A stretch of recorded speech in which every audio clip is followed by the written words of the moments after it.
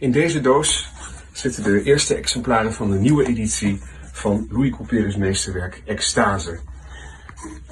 En dat is ook dermate vormgegeven dat je langzaam kan opstijgen bij het afwikkelen van de prachtige wikkel waar het boekje in zit.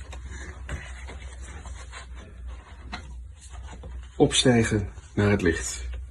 Met de prenten van Karel de Néré tot Babberich voor het eerst in deze editie samen. En dan bereiken we het eindpunt, de extase.